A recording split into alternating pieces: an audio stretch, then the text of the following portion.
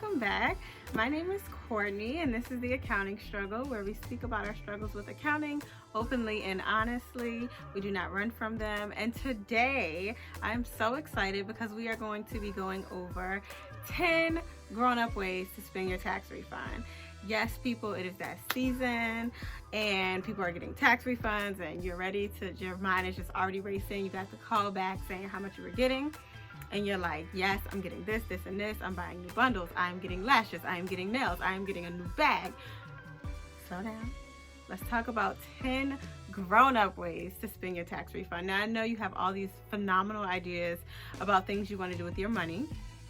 And it is your money. But I'm here to encourage you to spend your money more responsibly. Welcome to adulthood. It is trash, but we have to make grown-up decisions now. So these are not going to be in any particular order. These are just some things that I thought of. One thing you can do is you can pay off debt.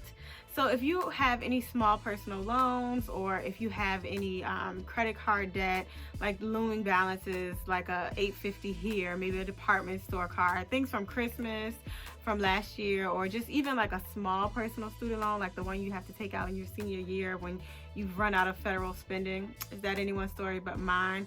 If you have a small balance on a student loan like that, go ahead and attack that debt. I would strongly encourage you to do it. I know your tax refund might not be enough to clean up all of your debt depending on where you are in life, but it can really make a difference and jumpstart your debt snowball and just help you give you like a boost. I'll quote Dave Ramsey and say, your greatest wealth building tool is your income. So if you have all your money going out the door every month in payments, you're not going to be able to build wealth. So you want to attack as much debt as you can, and this includes personal loans, that money that you might owe someone. Maybe you borrowed some money, or maybe you had someone look out for you or really take care of you in a way. Maybe they didn't ask for the money back, but you know you should give them the money back. Like maybe they looked out for you in a way. I would go ahead and pay that off. But if you owe somebody money, pay them people. This is the time. And whenever you owe people, you know how when people like owe you money, they're like, girl, I'm gonna give you a little $20, you worrying me. Give them their money. It's time. Pay that off. So pay off your debt. Another thing you can do is pay off your premiums in advance.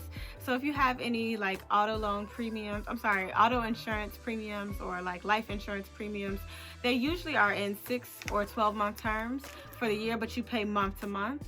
If you're paying month to month, you should see like on your statement, it might say remaining premium for the year. Go ahead and pay that off. If it's like $1,200, $1,500 and you know you're getting a refund, if you go ahead and pay that off, you don't have to worry about making that monthly payment anymore for the year. So that's more money in your pocket to do with it what you please. Probably should do something responsible with it, like save it, but you know, it's your life. But go ahead and pay those premiums down. And that includes like if you have a mortgage and you have an escrow, if you have like an escrow shortage, or you project that you're going to have an escrow shortage this year, go ahead and pay that off.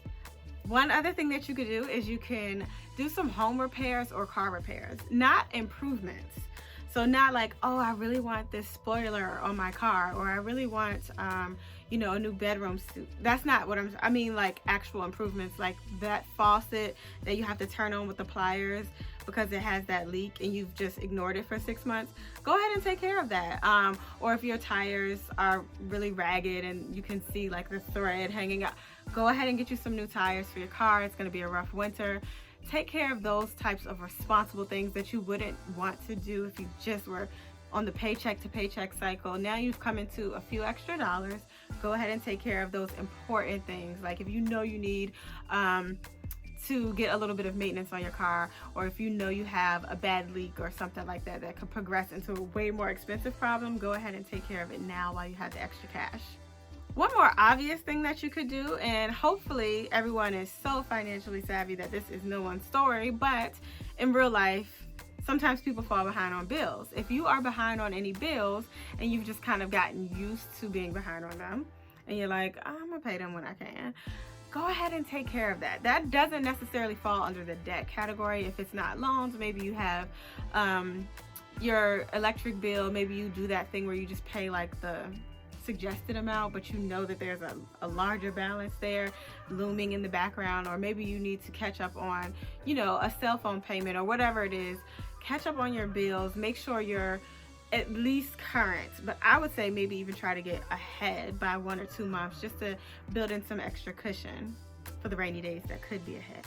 One thing that you really need to do, I don't know if you've done this or not yet, hopefully you have, but if you haven't and you're new to adulthood, again, welcome, it is trash, but you need to go ahead and secure life insurance. If you don't have a life insurance policy on yourself or your partner, I would strongly suggest getting one. Even if you have one through your job, I don't usually think that that is enough. Even if you have enough money there, I would not let that be your sole source of life insurance. I would suggest securing at least a small policy. Always go with term, never ever buy whole life insurance, but that's another story. So yeah, go ahead and secure a policy. We never know when we're gonna go. Life is very short, as we're seeing, and you just don't want your loved ones to have that added stress of like having to come up with money. Like, that is just, it's already a horrible thing if they've lost you. So get some life insurance on yourself, and if you have a partner, like a long term, not like this my boo, it's a new fling type of thing, get yourself some life insurance on you and that partner, and just make sure you have that built-in security for when we go. Now that you have a little extra cash, one thing you could do is build up an emergency savings.